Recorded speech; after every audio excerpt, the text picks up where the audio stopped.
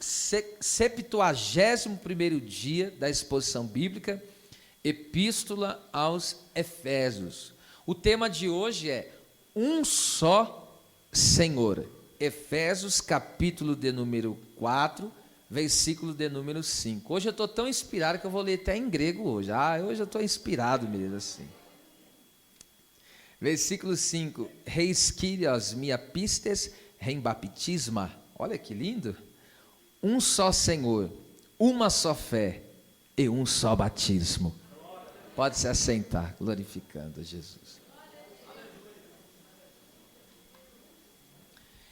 Em uma época em que os homens se intitulavam deuses e senhores, como os imperadores romanos, Paulo diz: há um só Senhor, o qual é Jesus Cristo. Este é o Senhor exaltado acima dos céus, da terra e de todos que estão debaixo da terra, porque Ele é o Todo-Poderoso. Jesus é o Senhor, tanto porque Ele criou todas as coisas. A Bíblia diz que tudo foi feito por Ele, e sem Ele nada que foi feito se fez. E também porque é Ele que restaura todas as coisas. Ele criou, o homem se perdeu, e Ele veio e trouxe restauração. E culminará na restauração total, onde haverá o novo céus e nova terra. Logo, Jesus é o Senhor. A igreja está debaixo do senhorio de Cristo. Se não vejamos em Romanos 10, 9, vai dizer: se com a tua boca você confessares Jesus o Senhor, Jesus o Senhor, ou o Senhor Jesus, e em teu coração creres que Deus o ressuscitou dos mortos, será salvo. Nesse senhorio de Cristo, nós vemos a unidade da igreja do Senhor. Observe que agora o apóstolo Paulo, tratando esse tema da unidade da igreja, que nós temos aí a responsabilidade de guardar a unidade, que ele diz que é do Espírito, ele diz aí, um só Senhor. A palavra Senhor, ou o nome, na verdade, Senhor, significa governante, proprietário, ou seja, aquele que tem posse, é dono, alguém que tem um controle da pessoa, é aquele que manda e tem poder e tem autoridade. Num breve resumo aqui para distinguir o que é poder e autoridade, lembra aquela história do centurião? O que é um centurião? Ele tinha autoridade de Roma para governar sobre 100 soldados, mas um dia o soldado ficou doente, e ele, como ele tinha autoridade do Império Romano, do Estado, o que ele podia fazer? Ele podia mandar, ele dizia para o soldado, faz isso, ele fazia, vai, ele ia, vem, ele vinha. Só que teve um dia que esse soldado, ele ficou doente, e aí o centurião pegou e falou, faz isso, ele já não mais obedecia. Então ele tinha autoridade sobre a vida daquele homem, mas ele não tinha poder para curar aquele homem. Então a diferença aqui entre poder e autoridade, a autoridade fala de domínio, e o poder fala daquele que é obedecido em tudo, entende? Então, ou seja, pelo poder, aquilo pode acontecer. Então por isso que aquele centurião disse, olha, eu sou um homem sob autoridade, mas eu entendo que a sua autoridade, o seu domínio é sobre tudo. Então o que o Senhor falar vai acontecer, vai ter que obedecer. Ninguém pode ir contra aquilo que o Senhor fala. Então ele reconhece o senhorio de Cristo, por isso que o servo dele foi curado, tá certo? Eu só disse isso para os irmãos entenderem aí o que é o Senhor. Então o Senhor, um só Senhor, então nós temos um só dono, nós temos um só governante, ou seja, nós somos propriedade de alguém. Já disse por dois motivos. Primeiro, porque ele criou. Segundo, porque nós perdemos, ele restaurou. Então, duas vezes ele é Senhor da nossa vida. Que coisa assim impressionante, não? Então, em nossa vida, na igreja, só pode haver um Senhor. Se não, vejamos, Mateus capítulo 6, versículo 24. Olha só, por que só pode haver um Senhor? Porque Jesus disse assim, ninguém pode servir a dois senhores, porque ou há de odiar um e amar o outro, ou se dedicará a um e desprezará o outro. Não podeis, ou seja, essa palavra podeis aqui é impossível, tá? Então, incapaz. Então, não podeis servir a Deus e a mamão. Mamão aqui é o Deus da avareza, as riquezas. Mas aqui o que eu quero que os irmãos percebam nesse texto é o que Jesus está dizendo: ninguém é capaz de servir dois senhores ao mesmo tempo. É impossível. Ou a pessoa serve a um e ama e se dedica a esse um, ou ao outro. Não tem como a pessoa estar dividida, vou servir um pouco aqui e vou servir um pouco ali. A Bíblia diz que isso é impossível. Então é por isso que nós entendemos que para a igreja só há um, porque a igreja só ama um e só se dedica a um. Mas se a Bíblia diz que há um só Senhor, é porque existem outros senhores. É por isso que Jesus diz: não podereis servir. Servir aqui é estar submisso, é obedecer. E aqui essa palavra é usada para pessoas escravas, né, que eram os donos tinham autoridade sobre aquela pessoa. Agora perceba que esta é a razão de surgir conflitos em uma família, na igreja e em qualquer outro lugar. Quando surge mais de um senhor, a saber, quem são os outros senhores que existem? A carne é um senhor, a carne, a nossa natureza caída, que nós hoje chamamos, muitos chamam de a natureza pecaminosa. Observe que em João capítulo 8, versículo 34, Jesus falou assim: todo aquele que vive na prática do pecado é servo do pecado. E por que ele é servo do pecado, escravo do pecado? É onde entra aquilo que Paulo falou em Romanos: o bem que quero fazer, não faço, e o mal que não quero, esse eu faço. Ele fala: então, se eu não faço o bem que quero, logo não sou eu, mas o pecado que habita em mim. Então ele estava querendo dizer o quê? Eu sou escravo da carne, eu sou escravo do pecado, eu não faço o que eu quero, é a carne que me domina, ou seja, o meu senhor é a carne. Então entende que alguém que se deixa dominar pela carne, Jesus não pode ser o seu senhor, porque já existe alguém que você está se dedicando e amando. Pegou? Então é por isso que não pode haver unidade. Quando há, perceba, imagine uma casa onde um serve um senhor e outro serve outro.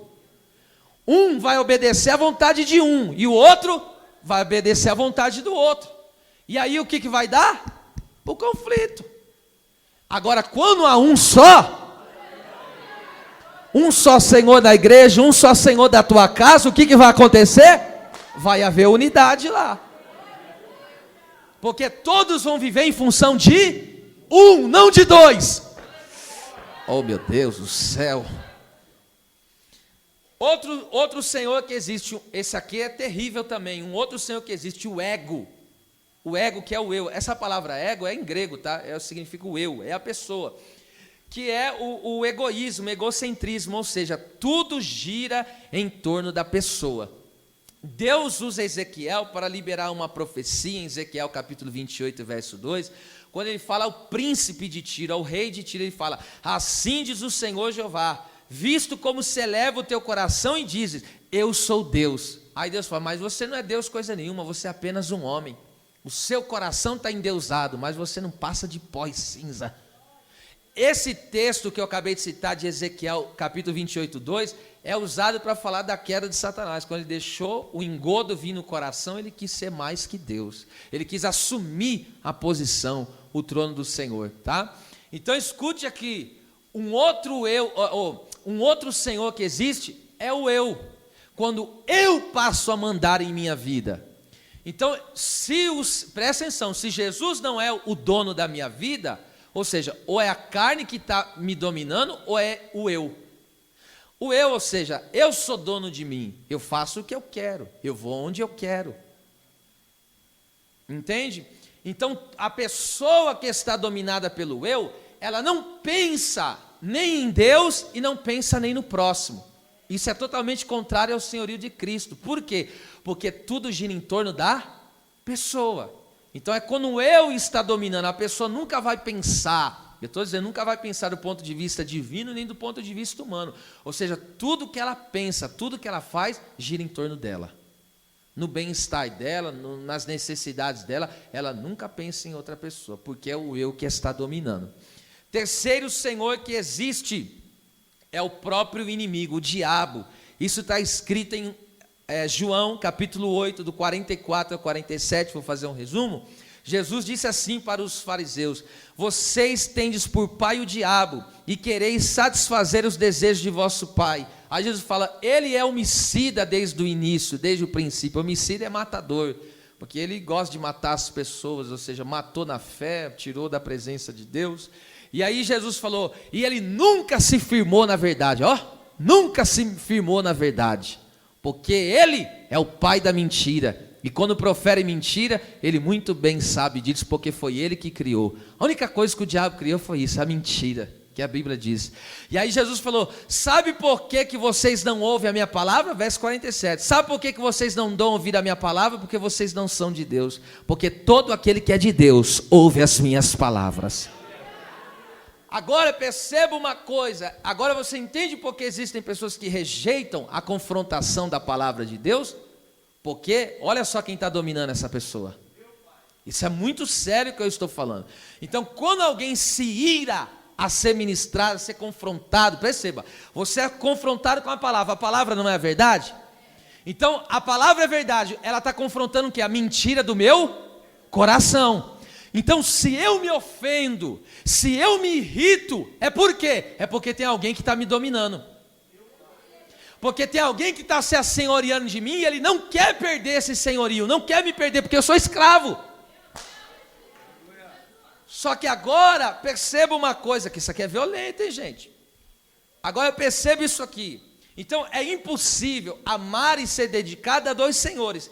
Aí vem a pergunta é essa, quem é o meu Senhor? A pergunta aqui é retórica, aí você responde para si próprio. Quem é o meu Senhor? É a carne que está me dominando? A prática do pecado, os vícios que está me dominando?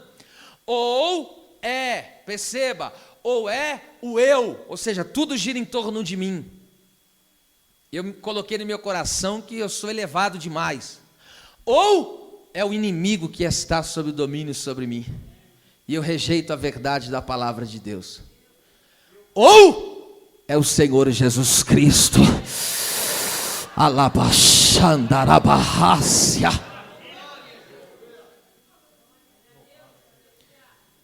Escute, quando eu falo aqui de vícios, por exemplo, tem pessoa que pode ser viciada em programa de televisão. Se você não vive sem esse programa de televisão, isso é obra da carne, você está dominado. Vamos supor, tem gente aqui que perde uma noite de sono para assistir uma Netflix, não sou nada contra, tá? Mas perde uma noite de sono, mas não tira uma hora de oração. Tem gente aqui geralmente é mais os homens, que você tira 2 horas de assistir o futebol, mas você não tira 10 minutos de leitura da Bíblia. E quando a gente está fazendo essas coisas da carne, é gostoso ou não é? Uma delícia. Deixa de ser. A carne gosta. Agora vê se a carne, quando você fala, eu vou orar, o que a carne fala? Não, você está com sono. Fala, eu tenho que ir na quinta da palavra. Aí a carne fala, não, você trabalhou o dia inteiro, você merece descanso. Aí a pergunta é, porque na teoria tem muita gente que está dizendo, Jesus é o meu Senhor, mas na prática está o contrário. Quem está dominando é o eu, quem está dominando é a carne, quem está dominando é o inimigo. Mas quando é Cristo que domina a minha vida, darabaxéria. Quem pode adorar a Deus aqui, porque serve a Jesus de verdade? Aleluia! Glória a Deus. Se tu não consegue se ver longe de algo, aquilo virou o teu ídolo. Qualquer pessoa que tomar o centro, que é Cristo, acabou, já virou, isso aí já virou culto. Já virou idolatria. Ai, o que seria de mim se não fosse a minha empresa? Já virou teu ídolo. E tem que matar ele. Tudo é, ai, se não fosse Deus. Ah, se não fosse a graça de Deus. Ah, se não fosse o cuidado de Deus. Diga, tudo é Deus. Aleluia. Estou sentindo ele aqui, viu, gente? Então, nesta noite eu vou repetir a pergunta retórica. Quem é que está nos dominando? Eu não estou falando na teoria, porque na teoria alguém vai dizer o Silva o diabo. Quem é que vai dizer isso? Alguém vai dizer a carne que está me dominando? Alguém tem coragem de falar uma coisa dessa? Na teoria não. Agora na prática, no dia a dia, aí é que a gente vê. Quanto tempo nós nos dedicamos a Deus, ao reino? Olha aí, você vê que tomou conta o silêncio agora? Com quanto tempo nós se dedicamos concernente aos assuntos do céu? Aí alguém fala, não, mas eu passo a maior parte do meu tempo estudando e trabalhando. Tá certo, mas você não trabalha para si, você trabalha para a glória de Deus. Agora é diferente, agora você entende o que é viver para Deus, servir a Deus. Agora, se você tem essa mentalidade, não, eu trabalho, só trabalho para viver e vivo para trabalhar, então você não está trabalhando para a glória de Deus.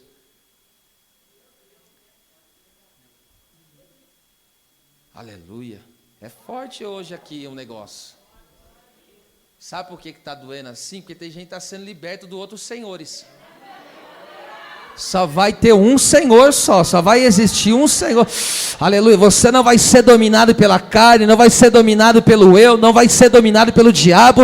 O domínio é sempre eterno, é o domínio de Deus, é a soberania de Cristo sobre nós. Pega isso aqui. As pessoas têm a marca do seu dono. Anote isso aí, filho. As pessoas têm a marca do seu dono. Eu vou repetir pela terceira vez. As pessoas têm a marca do seu dono. Vamos lá, 2 Timóteo, capítulo 2, versículo 19. Perceba, todavia, o fundamento de Deus fica firme, ou seja, não pode ser abalado. Então, quando a nossa vida está em Deus, não podemos ser abalados, porque o nosso fundamento fica firme. Tendo este selo, olha lá, selo é marca, tá certo? Então, qual é o selo daquele que tem o senhorio de Cristo sobre a sua vida? É essas duas marcas aqui, só vou falar de duas, tá? Primeiro, o Senhor conhece os que são seus. Segundo, e qualquer que profere o nome de Cristo, aparta-se da iniquidade. Então, primeira marca daquele que tem o senhorio de Cristo. Primeiro, o Senhor conhece os que são seus.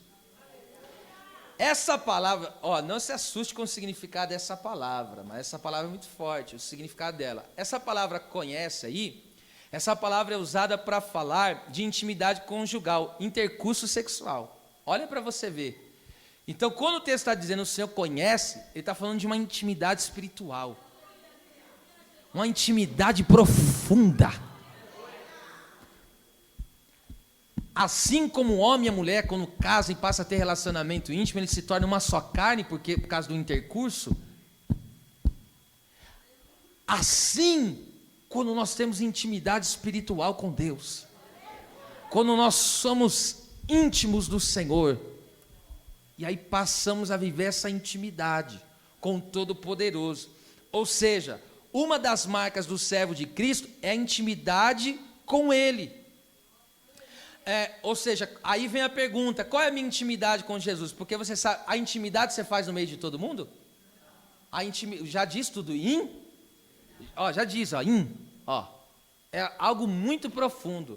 E você vê, a intimidade, você não mostra para ninguém. Porque na intimidade, eu estou falando espiritual, na intimidade você se desnuda. Na intimidade você se revela. Na intimidade você se entrega, pelo amor de Deus!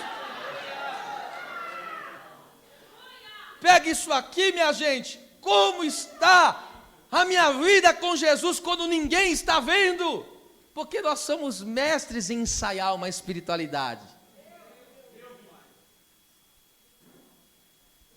Publicamente a gente demonstra espiritualidade, mas a questão aqui, o Senhor conhece os que são seus. Lembra o que Jesus ensinou, Mateus 6,6? Entra no teu quarto. Quarto é lugar do quê?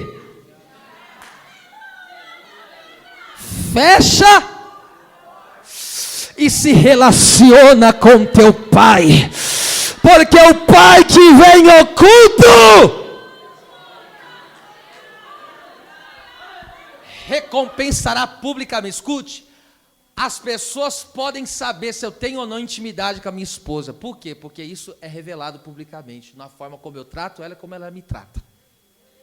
Se eu e minha esposa não temos uma vida íntima dentro de casa, isso é latente diante dos olhos das pessoas, porque as pessoas veem um tratamento, a forma de falar, a forma de agir, o gesto, o olhar. Então entenda uma coisa, aleluia, quando você tem uma vida íntima com Cristo, as pessoas, não precisa você falar que estava orando, não precisa falar que você estava tendo um devocional de leitura bíblica, não precisa falar que você estava jejuando há 3 dias, porque isso será latente diante de todas. As pessoas olham o seu andar e falam: olha esse aí como que ele é, veio da intimidade, esse tem uma vida íntima. E isso é tão violento, no bom sentido da palavra, é tão forte, que eu quero dizer, que Jesus falou em Mateus 7, 21 e 23. O que Jesus falou? Nem todos que me dizem Senhor, Senhor, chamando 2 vezes, ó, Senhor, Senhor, Jesus falou o quê? Entrará no reino dos céus. Aí muitos virão naquele dia e vão dizer: em teu nome expulsei, em teu nome curei, em teu nome operei, em teu nome fiz. Aí Jesus olhará para eles e falar o quê? Eu nunca vos conheci. Eles só tinham vida com Cristo do lado de fora, mas do lado de dentro, onde ninguém via, no comportamento dele, aleluia, era Jesus que estava de olho lá. Aí ele falou: apartai-vos de mim, vós que praticai iniquidade. A questão é essa: Deus não quer saber qual é o teu cargo eclesiástico, porque alguém se apresenta: eu sou isso, eu sou aquilo, eu sou obreiro, eu sou pastor, eu sou missionário. Jesus não está dizendo isso. Jesus está dizendo: tu és salvo, tu tem intimidade, aleluia, tu tem vida íntima com Deus. O Senhor conhece os que são seus. O Senhor conhece. Logo nós vemos a pessoa que tem intimidade com Deus, ela não é uma pessoa dura, fria, não. A pessoa que tem intimidade com Deus é uma pessoa quebrantada.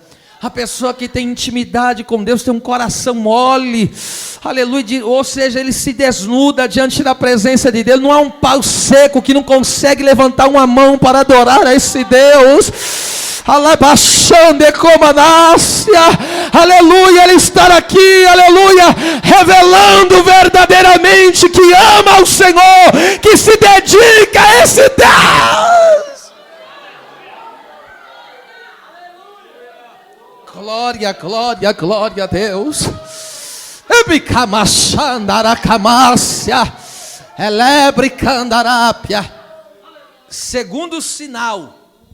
Segundo sinal, perceba, segunda marca de aquele que pertence ao Senhor verdadeiro, que é Cristo. Segunda marca, versículo 2, capítulo 2, 2 Timóteo, versículo 19, a parte B. Diz aí: e qualquer que profere o nome de Cristo, leia aí, aparta-se da iniquidade. Sabe o que significa a palavra aparta-se? Significa abandonar, tornar-se infiel. Então, o que aqui Paulo está dizendo? Esta é a marca de quem tem o senhorio de Cristo sobre a vida dele, porque ele é infiel à carne. Você não vai dar glória a Deus por isso, não? Ou seja, ele abandonou a carne, ele abandonou o eu, ele abandonou o inimigo. O inimigo está falando: nós tínhamos uma aliança. Você fala: quebrei a aliança, agora eu pertenço a Cristo.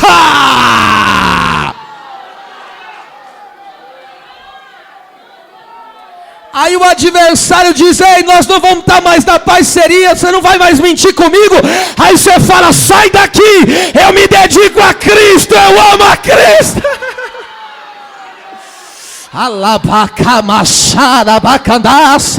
Aí a carne chega e diz para você: não vai beber mais, não vai fumar mais, não vai se prostituir mais, não vai perder mais tempo na sua vida. Aí você fala: não, eu te abandonei, eu me torne fiel a ti, ó carne, porque a minha fidelidade é só a Cristo. Quem pode adorar a esse Deus? Aleluia. Anacamandarabacharabacaya. Aleluia. Ou seja, a pessoa que é serva de Cristo rompeu, ou seja, infiel, abandonou o pecado, o eu, o inimigo, pois Jesus o purificou de toda a injustiça do seu coração. Aqui aparta-se da iniquidade, ou seja, tem um coração purificado. Então agora, como Cristo, só Ele pode fazer isso, porque quando Cristo, Ele chega a nós, Ele fala, o senhorio da carne, eu acabei com ele. O senhorio do eu, acabei com ele. O senhorio do diabo, acabei com ele. Agora você só ama um Senhor. Agora você só se dedica a um Senhor. Diga bem forte isso comigo, com a mão direita levantada. Diga, Jesus. Diga forte, Jesus é o Senhor da minha vida. Se é verdade, glorifique a Ele aqui nesta noite. Alamande comanassi cantere bachande cantarabacaya. Esta palavra é a resposta para alguém também. É por isso que você deve continuar perseverando no Senhor, porque tem alguém dentro da tua casa que está casado com a carne, está aliançado com eu e está dando lado para o inimigo. É por isso que está dando contenda, é por isso que tem divergência, é por isso que não há unidade ali, porque você faz a vontade do Senhor e aquele que está fora faz a vontade da carne e do pecado. Mas nesta noite Deus está dizendo: eu sou o Senhor dos senhores. Eu sou o Senhor dos senhores. Aleluia. O domínio de Deus vai se manifestar na tua casa. Kamandarakandai. Aleluia. Glória a Deus. Aleluia.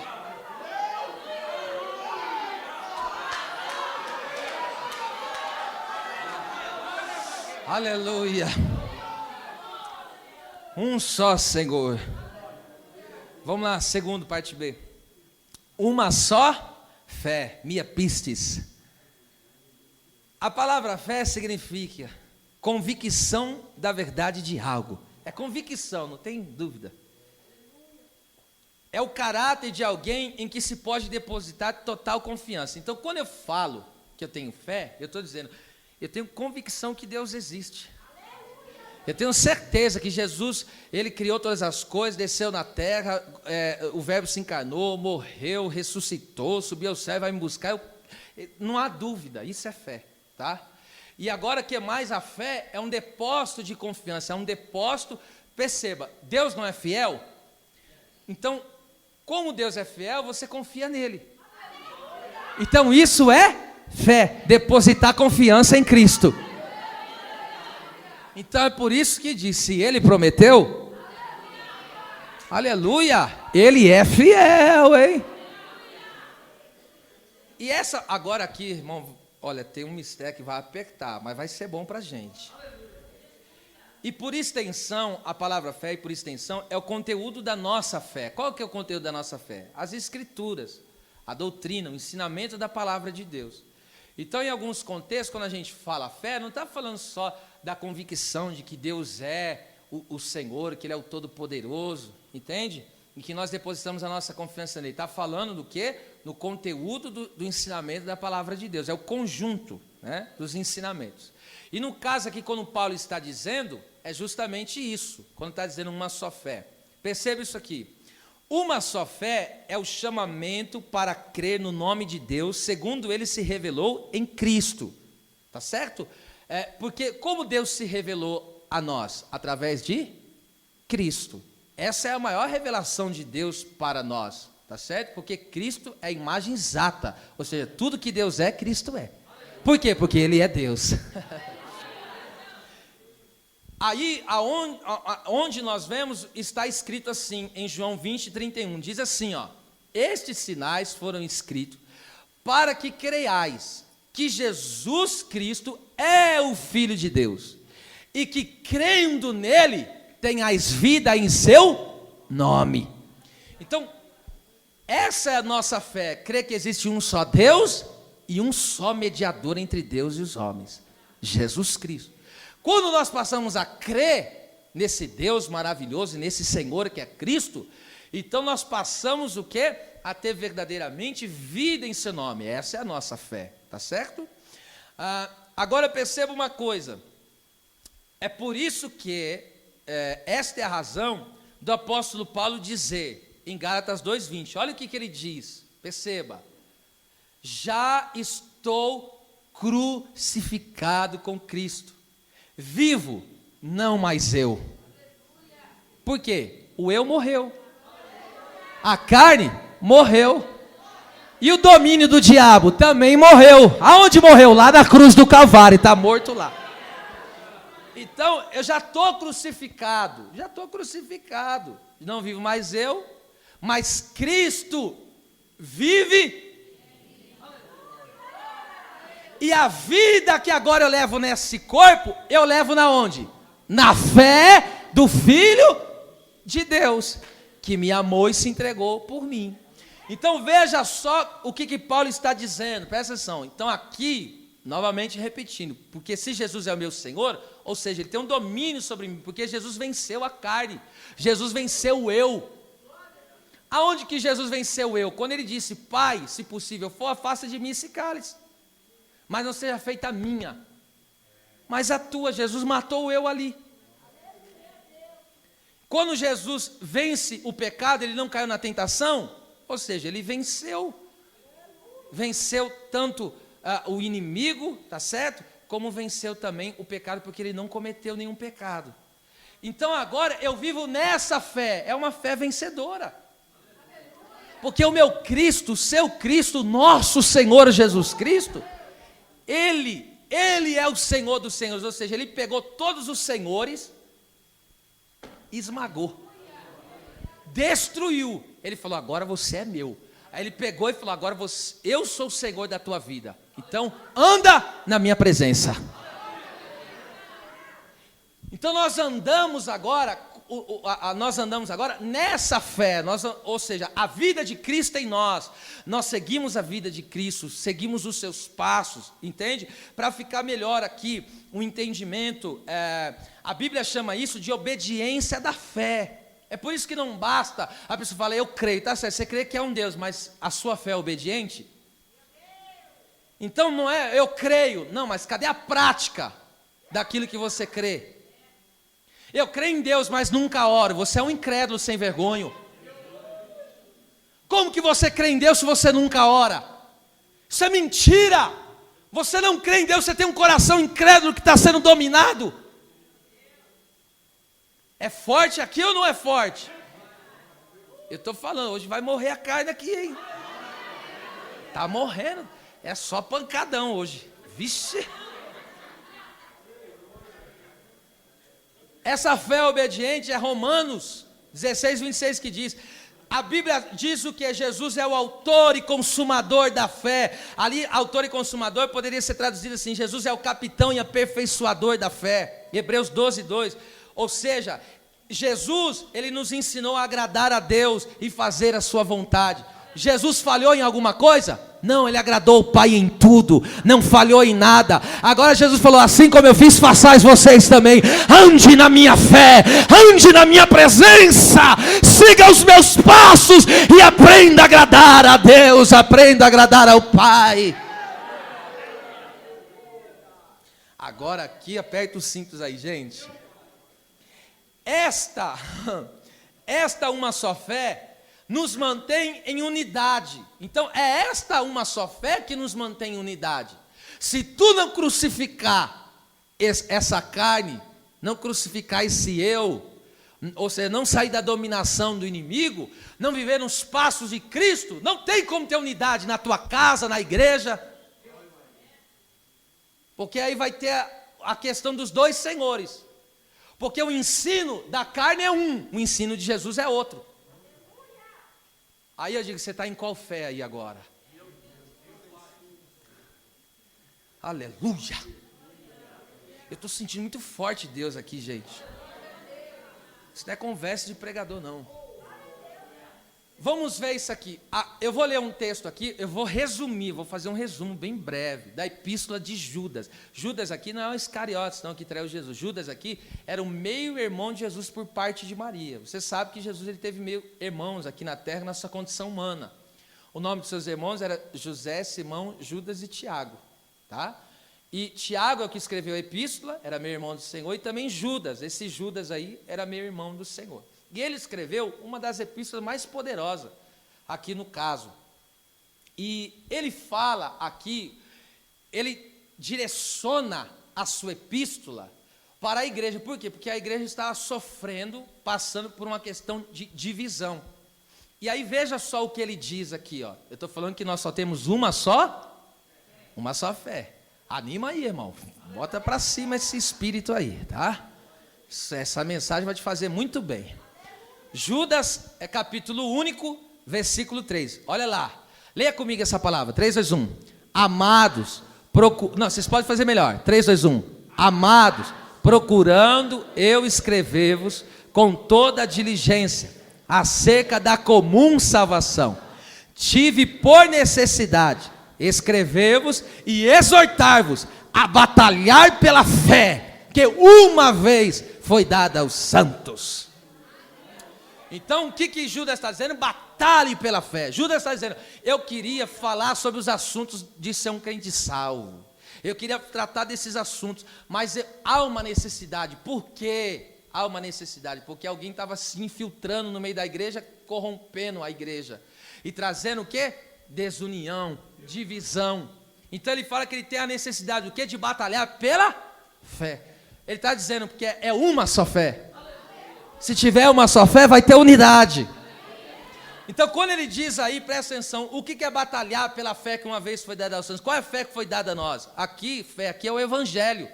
Fé aqui é a mensagem de Cristo. O Cristo que veio na terra, ele era Deus, se fez homem, cumpriu seu ministério de poder, curando, libertando, transformando, se entregou na cruz, foi sepultado, morreu, né? Ressuscitou, subiu ao céu, e breve voltará para nos buscar, e eu digo amém.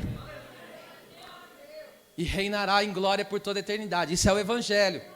Então, essa fé foi dada uma só vez. Não vai ter outro Jesus, não vai ter outra crucificação, não vai ter outro sacrifício. Acabou, é uma só vez foi dada. O Cordeiro já foi sacrificado antes da fundação do mundo, é uma só fé. Agora, quando ele diz assim, nós temos que batalhar, ele está dizendo, e a necessidade aqui, a batalhar significa travar uma luta, ou seja, a gente sai em defesa da palavra de Deus, porque tem pessoas que estão dominadas pelos senhores, chamado carne, chamado eu, chamado diabo, e eles estão querendo o quê? Disseminar coisas estranhas. Não foi Deus que instituiu o casamento e a família? Até que a morte os... Aí o que o inimigo faz? Vai lutar para separar aquela pessoa. Por que você acha que chega um adúltero lá? Esse é enviado de quem? É alguém que está sobre o senhorio de quem? Está entendendo aí o mistério? Agora pega isso aqui. Então Judas está dizendo o quê? Há necessidade de travar uma luta. Por quê? Batalhar pela fé. É porque alguns se introduziram no meio da igreja e Jesus não era o Senhor deles, ou seja, estava sendo dominado, eu estou sendo incisivo nisso, era dominado pela carne, pelo eu e pelo inimigo. E esses intrusos estavam causando divisões na igreja. E Judas denunciam essas pessoas, dando a característica. E agora que nós vamos trabalhar aqui lindamente. Judas está dando a característica daqueles que são dominados pela carne, pelo eu e pelo diabo. Ele dá as características dessas pessoas e que nós temos que ver se há em nós alguma dessas características, hoje tem que ser eliminado. Vamos ver isso aqui? Olha só, versículo 3, aí ele diz, amados, ele está se referindo aos irmãos da igreja. Agora olha o verso 4, por favor, perceba. Porque se introduziram alguns que já antes estavam inscritos para este mesmo juízo, homens ímpios que convertem em dissolução a graça de Deus, olha lá, e negam a Deus, único dominador e Senhor nosso Jesus Cristo. Ele é o único. Perceba, Para os irmãos, o Judas fala o quê? Amados. Para esses homens que se... Olha lá, ele diz, mas tem uns aí que se introduziram. Ele não se refere a todos ali no meio como amados. Presta atenção, a igreja é uma, mas no meio da reunião dos crentes, no lugar do templo, não só existiam os amados, os invasores também estavam lá. Agora perceba como que isso aqui, eu estou falando em resumo, vamos dar as características deles. O versículo 4, primeiro, introduzir significa entrar secretamente. Diferentemente dos amados que são alcançados pela graça, esses são sementes do inimigo, são pessoas que o inimigo semeou no meio do povo. A Bíblia diz que quando dorme, o inimigo vem e semeia o joio. É por isso que lugar onde não se prega o evangelho é o campo fértil para o inimigo semear um monte de praga no meio da igreja. Aí você começa a falar, nossa, mas aquele ali parecia crente, só causa contenda aqui dentro, só causa briga aqui dentro. Por quê? Porque foi o inimigo que introduziu essa coisa aí. Porque não deixou a graça de Deus o alcançar. E aí ele não é amado, porque o que me faz ser amado é quando a graça de Deus me alcança, eu falo, eu aceito a tua salvação, eu recebo a tua salvação, eu recebo a tua libertação, porque se o Filho libertar, verdadeiramente sereis livres. Veja, as características dessas pessoas, primeiro, se introduzem no meio do povo de Deus, vocês são semente que o inimigo planta. Outro, negam a Deus e o Senhor nosso Jesus Cristo. A palavra negam significa agir de modo inteiramente diferente, ou seja, dizem que amam a Deus, mas negam com o seu estilo de vida. Versículo 5, e eu vou até o fim aqui, não vou desistir não, viu? Perdão, é 8, né? Versículo 8. Vamos continuando, eu não vou nem enumerar, são várias. Olha aí, uma das características vai guardando, são pessoas que são enviadas pelo inimigo, negam a Deus com seu estilo, dizem que amam a Deus, mas seu estilo de vida não condiz com quem ama a Deus. Outro, e contudo também estes, semelhantes adormecidos. Aqui no original, só para você ter uma ideia como que é terrível, esse semelhante adormecidos aqui, são pessoas que têm sonhos eróticos à noite. Eles são tão viciados em pornografia que tem até sonho erótico à noite. No original é isso, tá?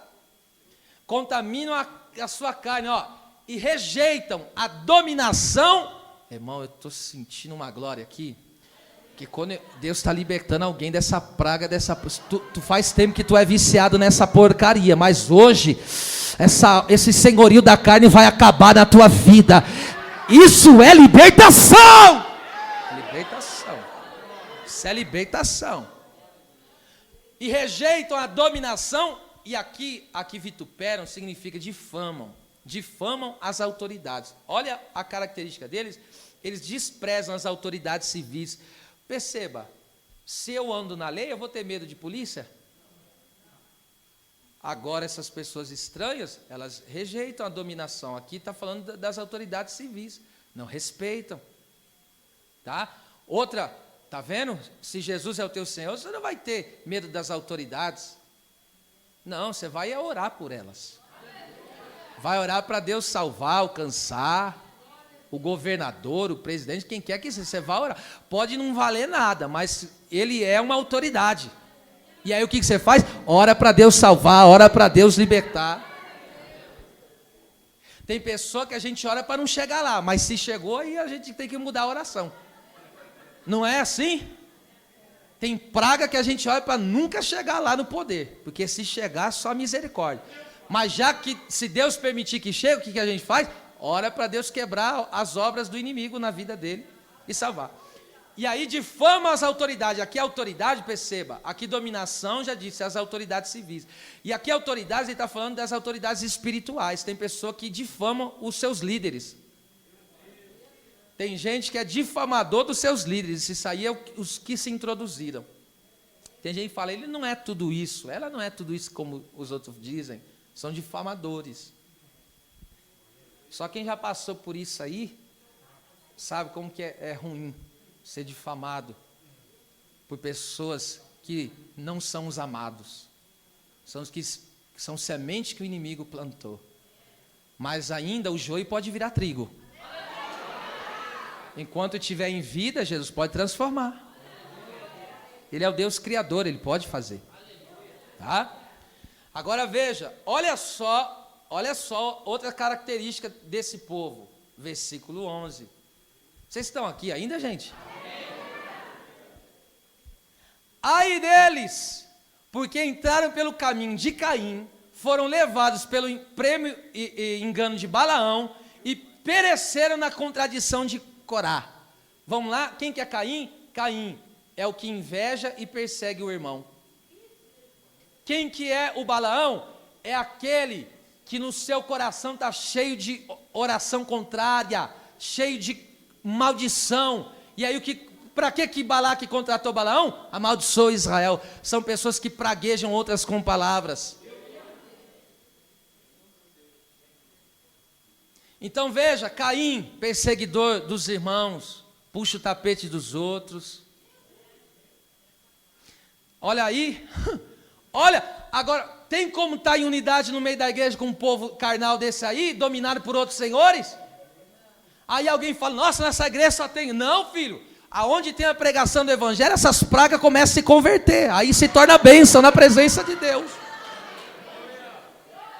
E quem que é o Corá? Esse grupo aqui é terrível, lembra? Números 16, Corá reuniu, pegou Datã e Abirão, pegou lá, reuniu 250 e falou, ó, vamos se levantar contra a liderança de Moisés. Tem gente que se levanta assim.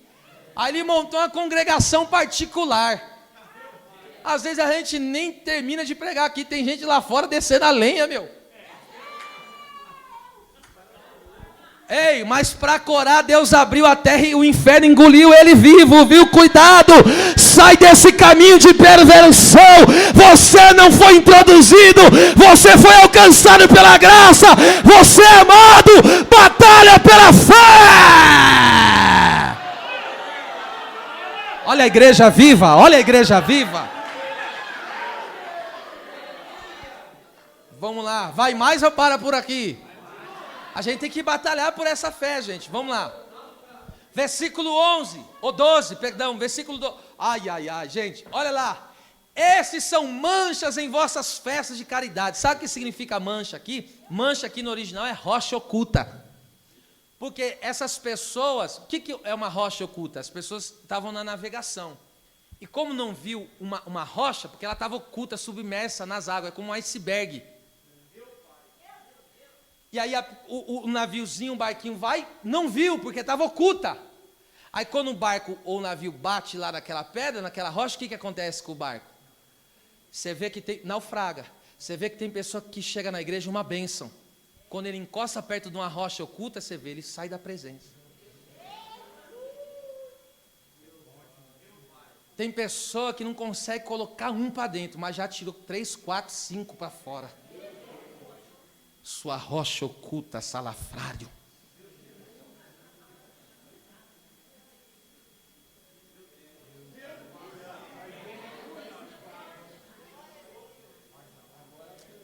Olha lá, em vossas festas de caridade, sabe onde mora o perigo aqui? Festa, olha lá, sabe onde mora o perigo aqui?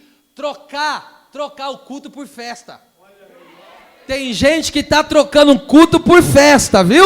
Ei, cuidado aí, hein? Cuidado aí com esse negócio aí. O negócio não é trocar culto por festa, não. É deixar a festa de lado e vir para o culto, rapaz. A primeira semana é aniversário do filho, amém. Aí tudo bem. A segunda semana é aniversário da esposa. Daqui a pouco até aniversário do papagaio. Aí ninguém aguenta, né, meu? Toda semana tem festa aí, vamos parar com esse negócio. Sai da festa e vem para o culto. Aleluia!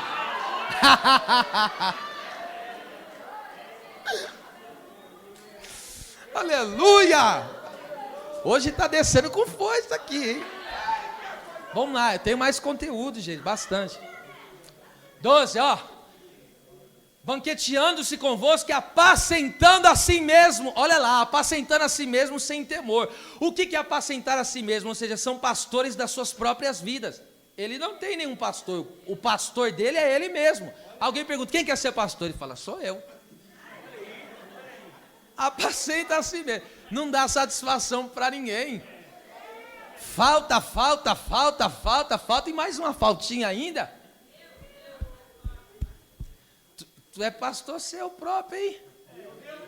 Não quer se submeter a nenhum autoridade nenhuma? Vamos lá, isso aí está causando problema. Vamos lá. Olha, são nuvens sem água. Irmão, isso aqui é de doer o coração. Por quê?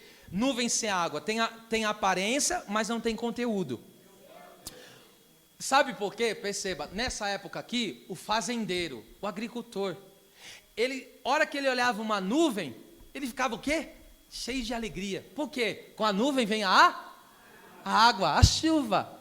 Aí o que ele falou? Vai ter refrigério, porque a água fala de refrigério. Vai ter o quê? Vai ter colheita. A seca vai acabar. Mas de repente vinha a nuvem. Cadê a água daquela nuvem? Você parecia crente aquele lá. Parecia que ele ia ser instrumento de refrigério. Parecia que ia semear coisas boas. Mas era só uma nuvenzinha, sem conteúdo nenhum. Vamos lá, levados pelos ventos de uma e outra parte. O que é levado pelos ventos? Não tem direção do Espírito Santo e são inconstantes. Oscilam muito. Uma hora tá, uma hora não tá. Só esse sobe e desce. Hoje Deus estabiliza tudo, viu, gente? Levanta a mão que recebeu uma profecia. Até em áreas da sua vida que estavam instáveis, Deus está dizendo, estou dando estabilidade na sua vida. Quem recebe, dá glória a Deus. Árvores infrutíferas, olha lá, não desanima não. Árvores infrutíferas, mortas, olha lá, mortas 2 vezes e desarraigadas. Agora vamos lá. Olha lá, árvores murchas, infrutíferas, 2 vezes mortas, desarraigadas. Por que são 2 vezes mortas? Espiritualmente, e a condenação eterna espera essas pessoas. E por que desarraigado? Porque não tem raiz. Agora entende por que é uma árvore que não dá fruto? Porque o que nos faz dar fruto é estar enraizado em Cristo, que é a videira verdadeira. Quem está em Cristo, esse dá fruto, diz a Bíblia. Versículo de número 13, olha lá, olha que coisa tremenda aqui, Judas foi um instrumento. Ó. Essas pessoas aí, que não têm um senhorio de Cristo, ou seja, que tem um senhorio da carne, do eu, do inimigo, eles são o que mais? Ondas impetuosas do mar. Por que ondas impetuosas? Porque são pessoas inconsequentes, que causam medo e querem desestabilizar os irmãos da congregação. Sabe aquela pessoa que se levanta, se agiganta, causa o maior alvoroço? Essa aí, ó, ondas impetuosas. Que escumam as mesmas abominações. Isso aqui é forte, né, gente? Pessoas que não têm essência de Cristo, escumam porque não têm essência de Cristo e vivem na lama do pecado, são infelizes e querem que os outros sejam também. Aqui, abominações é lama. Então, como a pessoa é infeliz, ela não quer que os outros sejam felizes. Porque o Senhor dela manda ela fazer, faz os outros infelizes também. Vamos lá. Estrelas errantes. Por que estrelas errantes? Gente do céu. Estrelas errantes, naquela época, os marinheiros, ou seja, as pessoas que estavam na embarcação, naquela época não tinha como se tem hoje a bússola e tal. E como que eles eram guiados? Pela luz das estrelas.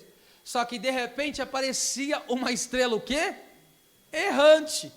Aí ela iluminava no escuro, só que ela levava para um caminho errado.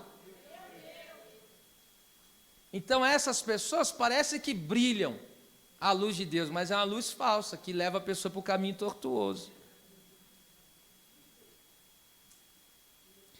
Ou seja, são errantes, são pessoas não confiáveis. Versículo 16. Irmão, que palavra é essa, gente? Até eu estou assustado hoje. Estes são murmuradores, queixosos da sua sorte. Primeiro, murmuradores, sabe que são? Vivem pelos cantos, destilando o seu descontentamento. E faz um questionamento sempre malicioso. Ele vive pelos cantos.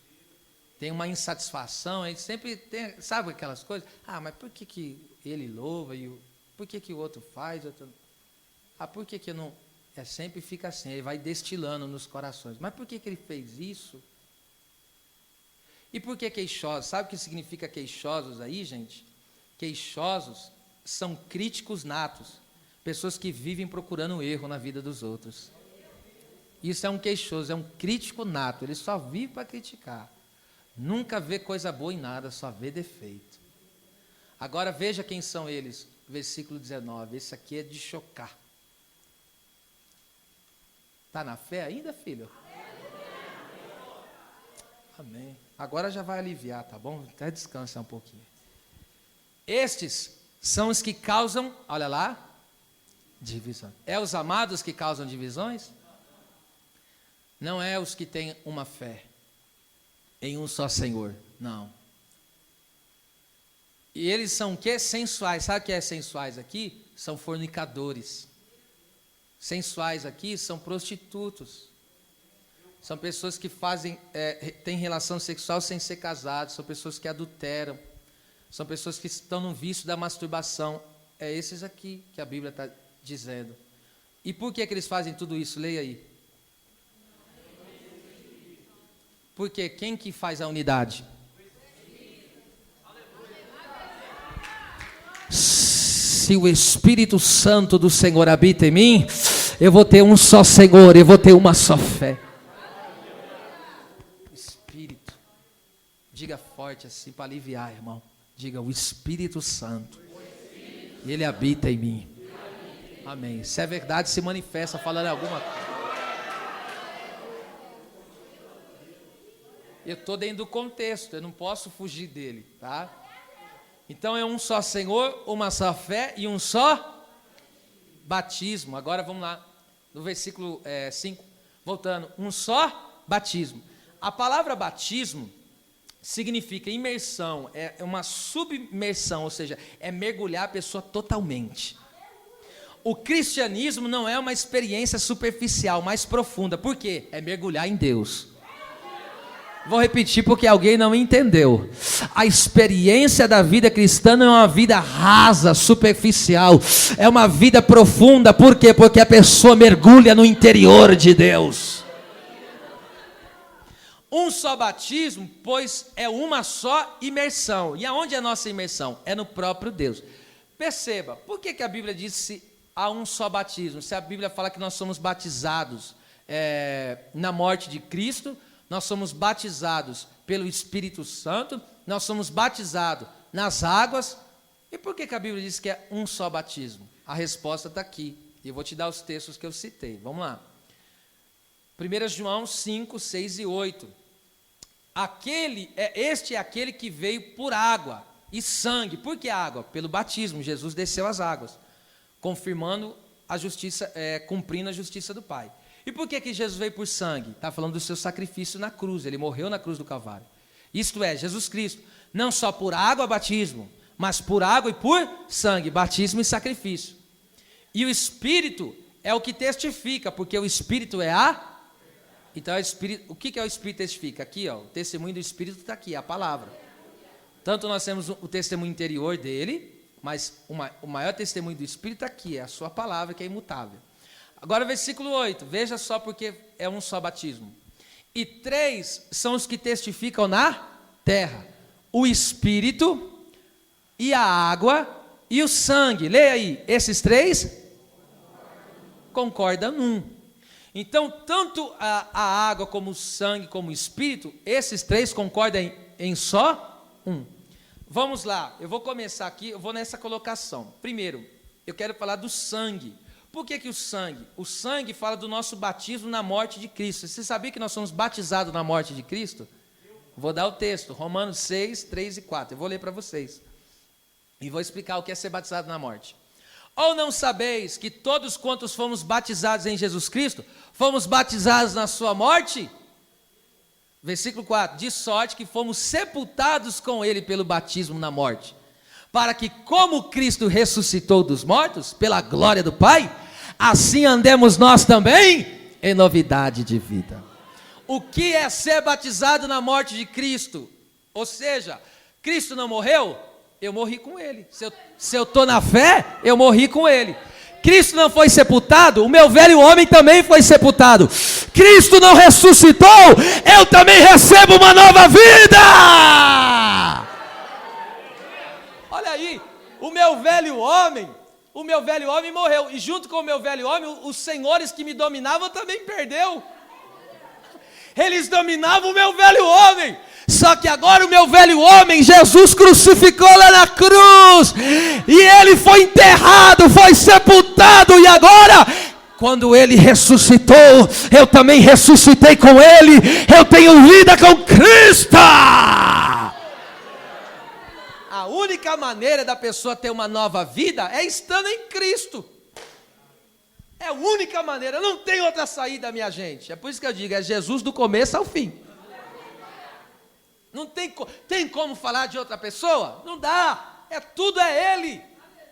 Porque dele e por Ele, para Ele, são todas as coisas.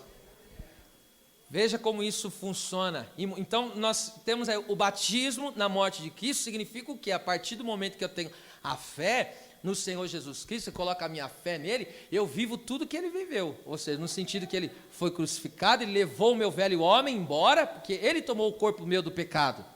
Ele não pecou, mas ele tomou o meu lugar. Então ele foi e crucificou aquele homem lá e ainda enterrou ele, foi sepultado, para não achar mais isso aí, em nome de Jesus, né? E aí ele ressuscitou, aí o que? Agora ele veio para uma nova vida, uma vida glorificada. Segundo o batismo, aí no caso, o batismo, o João não fala que é o sangue, eu vou falar essa colocação, sangue, espírito e água. Vamos lá, o espírito. Nós somos também batizados pelo Espírito Santo no corpo de Cristo. Olha o texto, que lindo. 1 Coríntios 12, 13. Veja isso. Pois todos nós fomos batizados em um corpo, em um espírito, perdão. Pois todos nós fomos batizados em um espírito, formando um corpo, que é judeus, que é grego, que é servo, que é livre. E todos temos bebido de um espírito. Nós bebemos da sua palavra. Nós se saciamos com a sua palavra. Aí o que acontece? Isso aqui é o quê? Isso aqui está falando do novo nascimento, isso aqui está falando da regeneração. Por isso que Jesus falou em João 3 para Nicodemos: quer ver o reino dos céus, quer entrar no reino dos céus, tem que nascer do Espírito. Aí Nicodemos falou: mas como que o homem pode nascer de novo? Tem que nascer do Espírito, tem que nascer da água e do Espírito. Que mais? Tito 3,5 diz: e nós somos lavados pela lavagem da água, a regeneração do Espírito Santo. Então, quando nós recebemos a palavra de Cristo, nós somos o que? Regenerados, nós nascemos de novo. E a partir do momento quando o crente nasce de novo, o que acontece com ele? O Espírito Santo pega ele e torna ele membro do corpo. Então veja, o batismo na morte de Cristo fala do quê? Fala da nova vida, tá certo? O batismo pelo Espírito Santo, tá certo? É o Espírito Santo que pega o crente e coloca ele no corpo e faz ele membro do corpo. Aí ele está sob o comando do cabeça, o senhorio de Cristo. Tá certo? Agora veja só, e o batismo nas águas? Aonde que entra? A água. E o batismo nas águas? O que significa o batismo das águas? Esse eu vou citar, que é conhecido, Mateus 28, 18 ao 19. Jesus, depois de ter ressuscitado, falou: toda autoridade e todo poder foi me dado no céu e na terra. Jesus falou: eu mando em tudo, hein? E aí ele pegou e disse: ide por todas as nações, fazei discípulos e faça o que? Batiza em nome do Pai, batiza em nome do Filho e em nome do Espírito Santo. Agora percebe isso aqui: a pessoa que dessas águas está dando um testemunho público daquilo que aconteceu com ela interiormente, e ele passa a viver de acordo com o nome que recebeu no batismo. Perceba, quando a pessoa desce as águas, ela está falando: eu já sou batizado pelo Espírito no corpo de Cristo, e eu já recebi uma nova vida, porque eu fui batizado no corpo eu fui batizado com Cristo em sua morte. Em outras palavras, o sangue, a água e o Espírito, ele concorda em um só. Fala da mesma coisa, que é o quê? Ser membro do corpo de Cristo. Então percebe isso aqui. O batismo nas águas é importante? É claro. Aí tem uns panaca que você vê aí fora, que eles desceram as águas uma vez na vida e depois vai lá em Israel, que eu já tive a oportunidade de ir 2 vezes, e eles descem as águas de novo, mas você nascer de novo é uma vez só, filho. Aí tem gente que desce as águas só porque está lá no Rio Jordão, e daí que eu estou no Rio Jordão? Eu nasci uma vez só, meu. E aí, cabe aqui o ensinamento, é por isso que uma pessoa que conscientemente foi batizada nas águas, não tem que se batizar de novo, porque senão você vai invalidar aquilo que Cristo já fez na sua vida. Então, tanto o batismo na morte, como o batismo do Espírito no corpo de Cristo nos fazendo membro, como o batismo nas águas, esses 3 concordam? Num só, é uma coisa só. Agora veja isso aqui comigo, que coisa tremenda aqui para a gente encerrar esse mistério. Diga amém aí, irmão. Amém. Então veja, quando eu me decido por Cristo descer as águas, eu estou dando um testemunho público daquilo que Jesus já fez comigo. Eu já recebi uma nova vida. A pessoa não desce as águas para receber uma nova vida, não. A pessoa que já recebeu uma nova vida passa a descer as águas. Então significa que aquele que não desceu as águas é porque não tem uma nova vida. Quando é que uma pessoa ela fala, eu quero me batizar com consciência do que está fazendo? Quando é? Quando ela nasce de novo. Quando ela entende que o velho homem dela morreu, quando ela entende que ela é membro do corpo de Cristo, ela fala, vou descer as águas, vou dar o meu testemunho público. Então, vamos lá, ou seja, quem não desce as águas é porque não nasceu de novo. Ou seja, não foi perdoado pelo sangue e não é membro do corpo de Cristo, porque não foi batizado pelo Espírito. Presta atenção, eu não estou falando do batismo com o Espírito Santo, que é revestimento de poder, não. Eu estou falando do batismo pelo Espírito. É o Espírito Santo que pega o crente e coloca ele no corpo e faz dele um membro. Agora, o batismo com o Espírito Santo é aquele revestimento de poder, que é evidenciado pelo falar em línguas. Não confunda isso aí, que isso aí não invoga na salvação. Uma pessoa pode ser salva sem ter sido batizada com o Espírito Santo, normalmente. Porque o que salva é o quê? É você ser ligado no corpo, é você ser membro do corpo.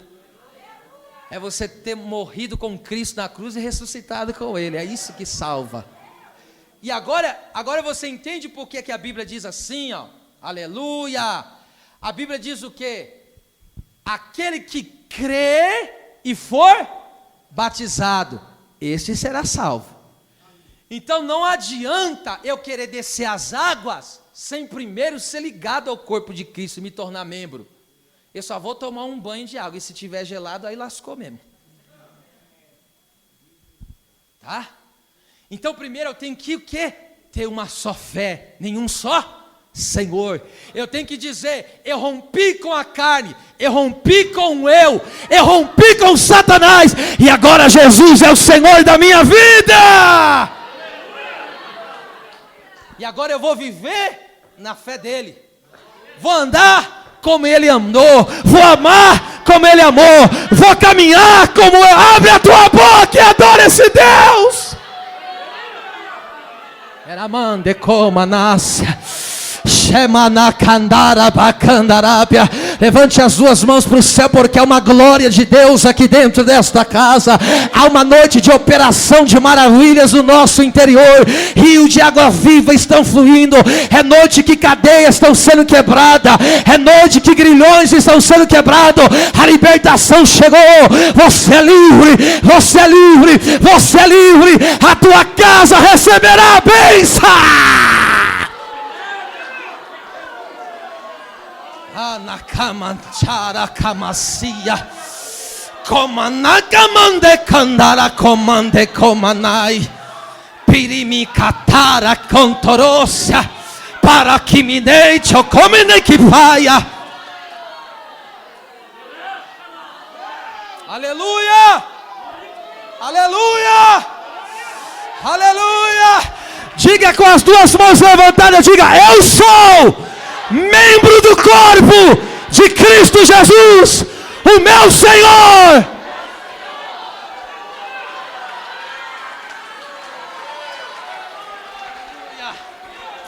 Anakamandarabaxande comanai. alapaxera macantarápia. É por isso que muitas vezes, presbítero Roberto, a carne chega e fala: desiste, para, não acredita. Aí o crente está apanhando, o crente está passando luta. Aí o Senhor chega e fala: eu mando na sua vida, você não vai parar, você não vai desistir. Levanta a tua cabeça e vai para o culto, e vai para o culto.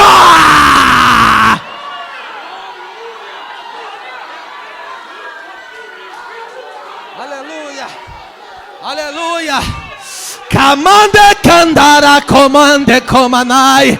Aleluia, só os libertos adorem ao Senhor. Aleluia, aleluia. Canda comina candara cande comanai. Epepepepere kata pore baha. Ele bandai tore bekebia. Alabantobe dare probanaia.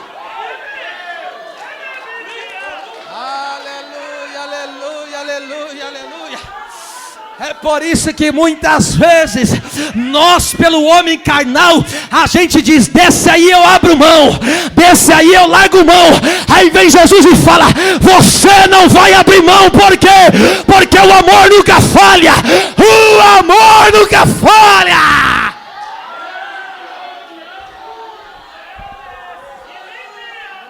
Ah, mandácia.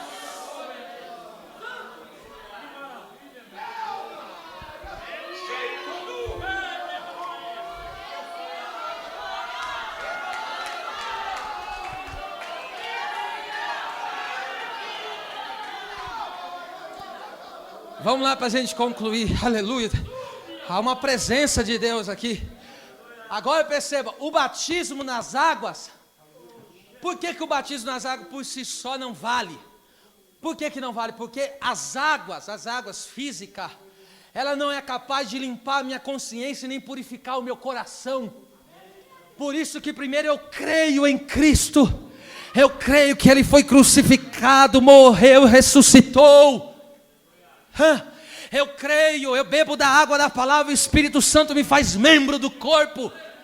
E aí então o que eu faço? Eu desço as águas, porque as águas do batismo por si só não limpam o pecado. Vamos lá, para encerrar, estou encerrando.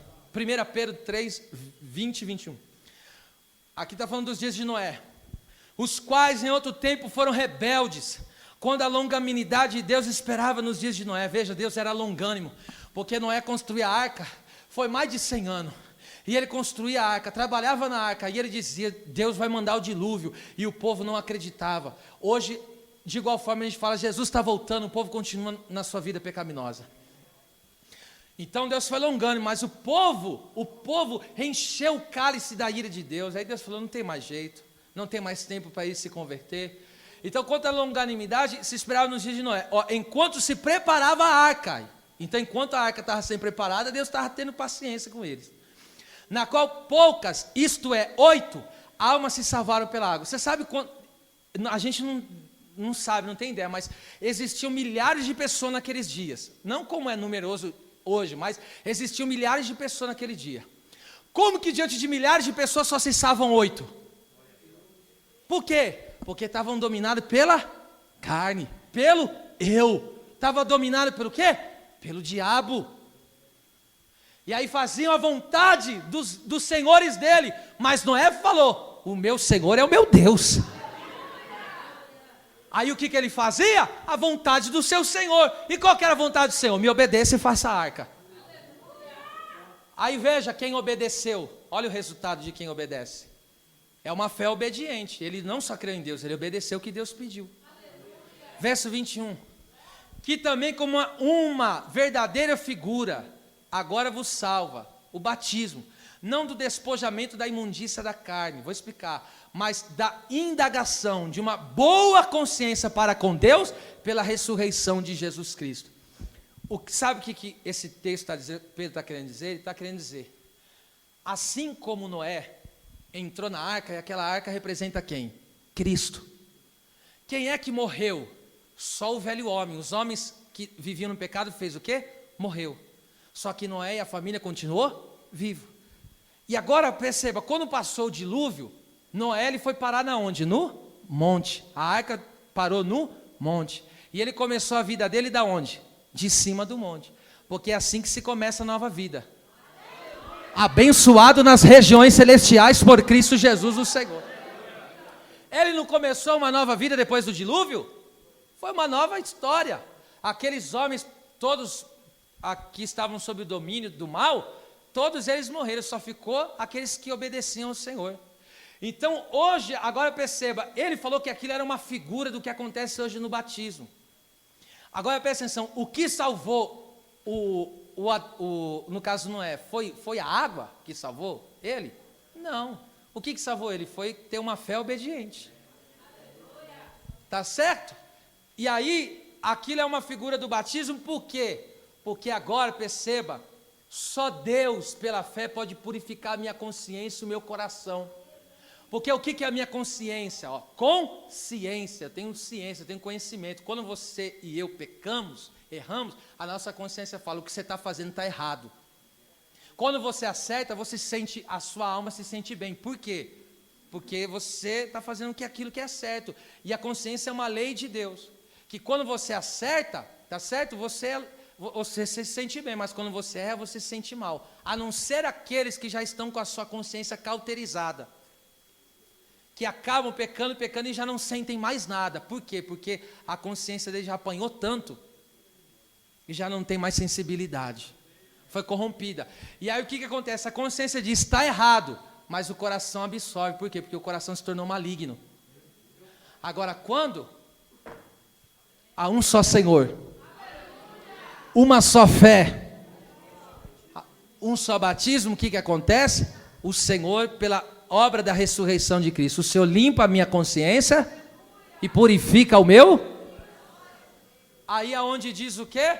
Eu encerro dizendo, aí aonde diz, ou seja, se agora eu tenho uma boa consciência, minha consciência está limpa, o meu coração está purificado, então eu entendo que somente Jesus me livra da carne, do eu, do inimigo, da acusação e da condenação.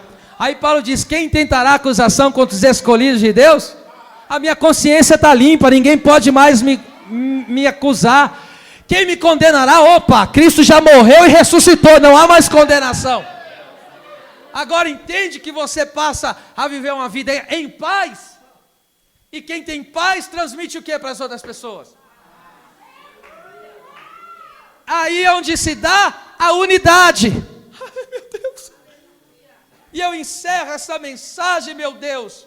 Então, se para nós, a igreja, há um só Senhor, então abriremos o coração só para quem? Só para o Senhor Jesus Cristo. Ele é o nosso dono. Eu quero ler o Salmo 24, versículo 6 do 6 ao 10, aleluia. Eu quero ler esse texto com vocês. Então, se Jesus é o nosso Senhor, o que nós fazemos? Eu vou ler esse texto em português, depois eu quero terminar em hebraico. Eu estou inspirado hoje. Aleluia, olha só, perceba, se Jesus é o nosso Senhor, o que a gente faz?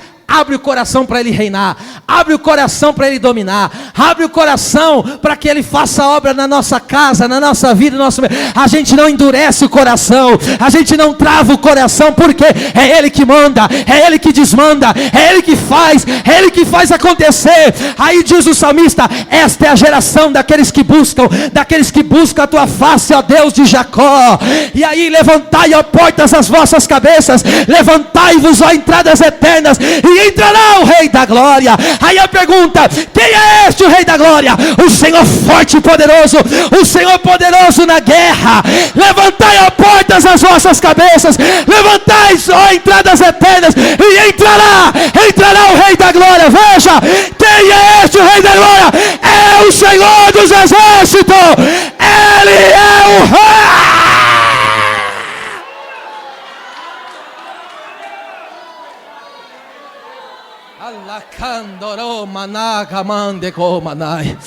Eu vou te dar 30 segundos para você adorar ao nome do seu Deus.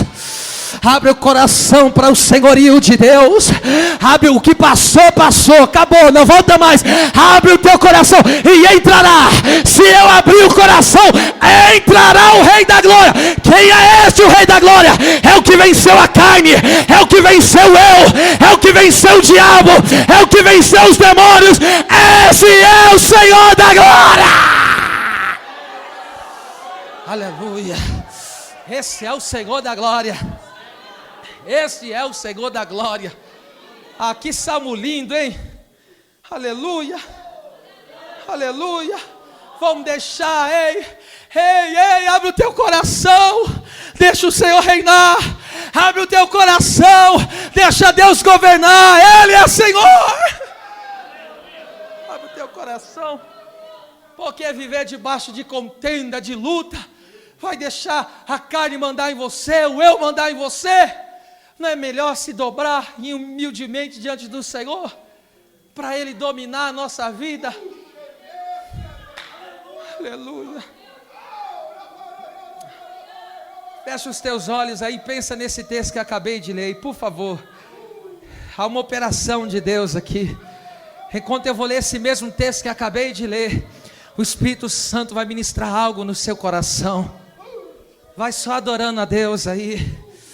Vai colocando a tua casa em oração aí agora. Há uma operação de Deus. E ele diz no versículo 6: Zedor Dorshav Mivakesh Fanecha Yaakov Sela Seu Shearim Haoshechem Vehina Seu Peterhe Olam Veavo Meler Hakavot Mize Meler Hakavot Adonai Uzuz Vegibor Adonai Gibor Milchama Seu Shearim Hashechem Useu Peterhe Olam Veavo Meler Hakavot Mihu Ze Meler Hakavot Adonai Tsavaot, o Meler Hakavod, o Meler Hakavod, Ele é o Senhor da Glória. Pai, eu encerro essa noite esta palavra, pedindo a Ti pela graça bendita do Senhor. A graça do Senhor seja ministrada sobre a nossa vida. Que agora, Senhor, de um modo espiritual que só Tu podes fazer, traz a libertação. Liberta dos vícios, liberta da dominação da carne, da dominação do eu, da dominação do pecado, do diabo. Liberta, Senhor, e que esta igreja possa estar debaixo da unidade. A unidade, Senhor, servindo um só Senhor, por uma só fé, em um só batismo, uma só nova vida. Seja cada um abençoado, seja cada família abençoada, seja cada lar abençoado, seja a tua vida abençoada. Receba aí agora a saúde de Deus, a saúde espiritual. Receba a glória do Rei da Glória. Eu te abençoo em nome de Jesus. As palmas louve ao Senhor.